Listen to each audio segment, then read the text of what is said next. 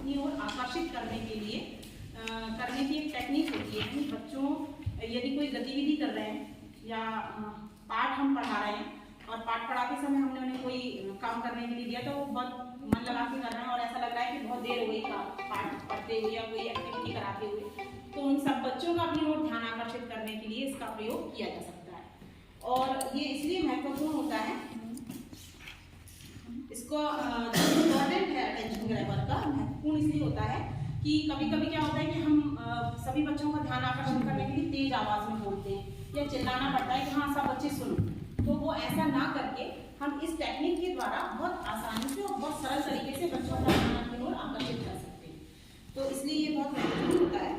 और ये कब कर सकते हैं, जब हम पाठ शुरू करते हैं, कोई भी पाठ स्टार्ट करते हैं या हम क्लास स्टार्ट करते हैं, तो सबसे पहले जाकर क्लास प्रतिदिन हम उस क्लास में जाते हैं तो हम पहले ही बच्चों को बता दें कि हम ऐसा करेंगे प्रतिदिन, तो हम पाठ शुरू करने से पहले ही वो कर सकते हैं।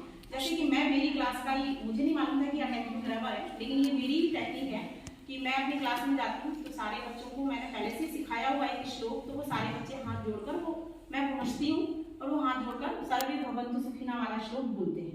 तो ये भी एक अटेंशन ग्रैबर ही है, जिससे कि बच्चे पिछली क्लास से छूट जाते हैं, यानी जिसने पिछला पीरियड जो पढ़ा है उससे कोई इस पीरियड में बहुत आसानी से आ जाते हैं और हमको फिर जो पढ़ाना होता है तो उनके लिए बच्चों का माइंड जो है वो पूरी तरह से सेट हो जाता है। तो ये भी एक अटेंशन ग्रैबर ही है।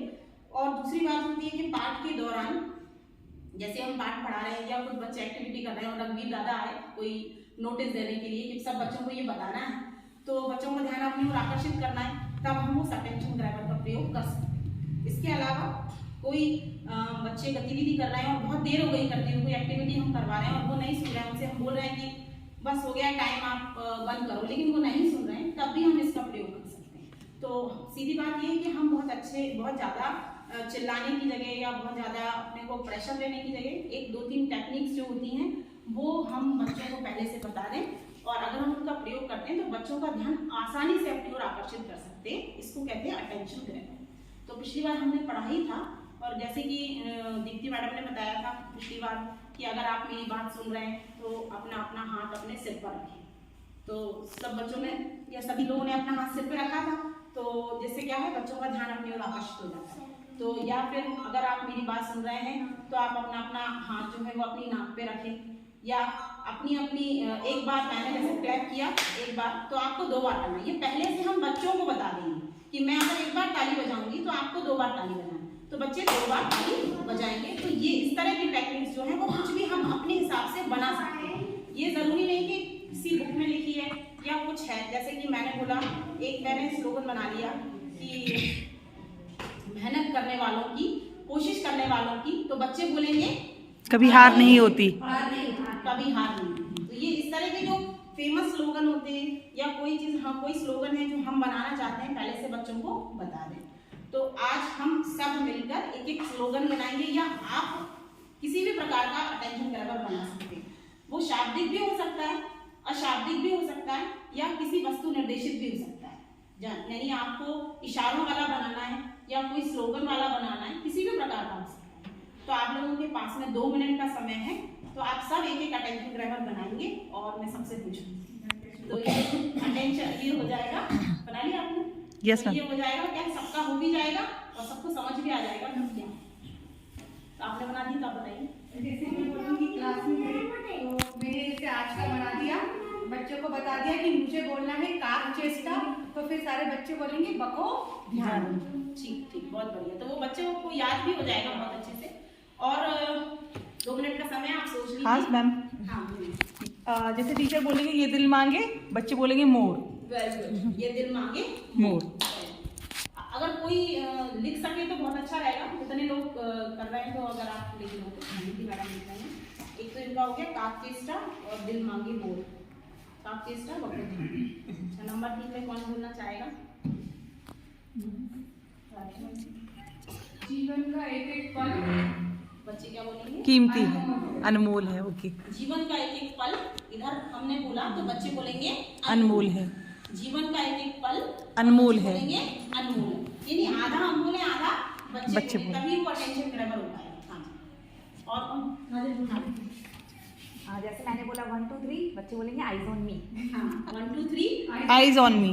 Eyes on me. ठीक है। जल ही बच्चे बोलेंगे जीवन। हाँ वेरी गुड। जल ही तो जीवन। बच्चे बोलेंगे जीवन। बहुत अच्छा। और मुझे ढूंढ दो।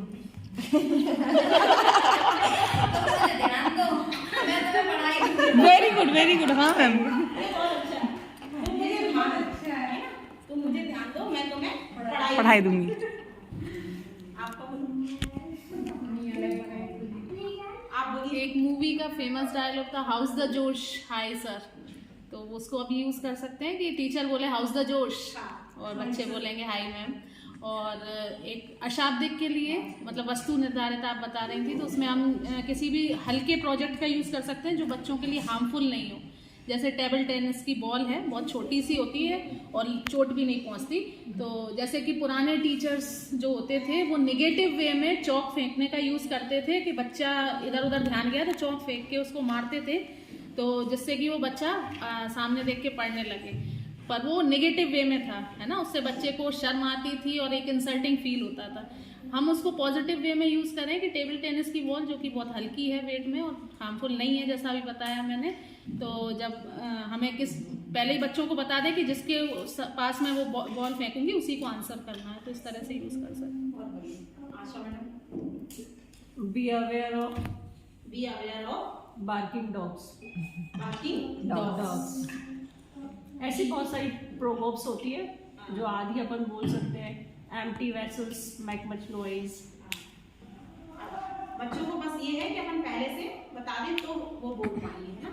और अगर नहीं बताया है तो कुछ ऐसे होते हैं जैसे कि हम किसी ऐसी अननोन क्लास में गए या किसी अननोन जगह पे गए, जैसे कि मैं इसमें ट्रेनिंग में गई थी, ये वाली कौन सी CCLE ट्रेनिंग में, तो वहाँ पे तो बहुत क्राउड था, इतने सारे लोग थे, तो वो भी मैंने मतलब विचार किया तो मुझे समझ में आया कि वो मतलब अटेंशन ग्रैबर का प्रयोग कर देते, क्योंकि हम लोग एक्टिविटी करने लगते थे और सबका ध्यान इधर उधर हो जाता, कुछ लोग बातें कर रहे हैं, तो वो वहाँ से चिल्लाते थे भारत माता की, तो सब बोलते थे जय। तो वो ऐसा अटेंशन ग्रैबर जो सबको पता हो, वो भी अपन यूज कर सकते हैं। हाँ सर।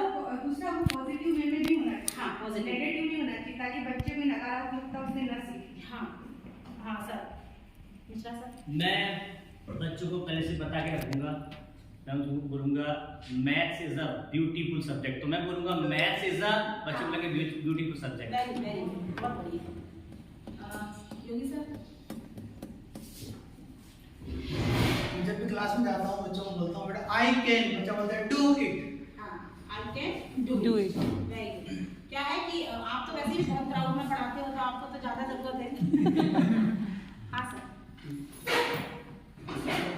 उनसे पहले ही बोल देता हूँ, बच्चे आवाज करते हैं तो आपको मैं दिख रहा हूँ, वो दिख रहे हैं। अच्छा।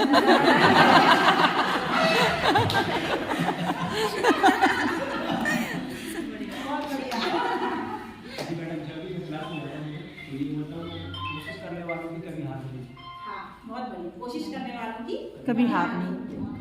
तो ये सारे सबको अच्छे से मेरे ख्याल से समझ में आ गए होंगे कि अटेंशन ग्रैबर का क्या यूज है और अपन उसको कैसे यूज कर सकते हैं। आपकी बारी है नहीं बोलती? अच्छा मोनिका मैडम।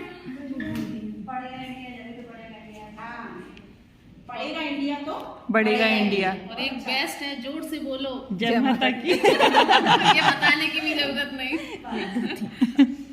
तो ये अटेंशन ग्रैबर हमने मेरा ये टॉपिक था। अब नेक्स्ट है